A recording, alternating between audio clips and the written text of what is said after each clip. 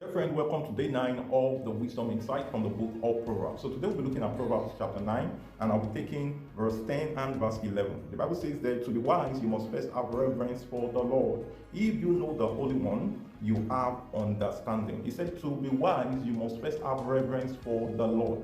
So when you see people who claim to be really wise, without the fear of God, they are actually not wise. Okay, so they are actually operating in foolishness. And the KJV says that the fear of God is the beginning of wisdom. Now, let me tell you how people operate in the fear of God. When you have the fear of God, you are going to do what He tells you to do. For example, when you have a leader in an organization that you reverence, when the leader instructs that you should do something, what do? You follow it through, all right? You do it so well, you do it with your heart, you do it with all committedness. So he says the fear of God is the beginning of wisdom, which means the understanding of the word of God, the understanding of the will of God, and the understanding of the ways of God are the things that really show that you are wise. Wise people are those who operate by the living word of God. So he says the fear of God is the beginning of wisdom. So when you really reverence God, that's the commencement of wisdom. And when you see those who really are wise, you realize that they are conscious of the presence of God. They are conscious of the things that God may be thinking about them, what God sees about them, what the things around the things that God has created. And the fear of God is the reason why people do not commit certain crimes, people do not do certain things that are wrong. Why? Because they operate in the fear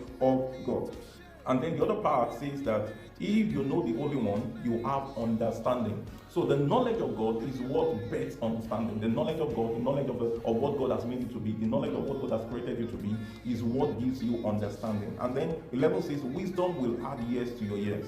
A lot of people have died and lost their life because they were not wise to preserve it.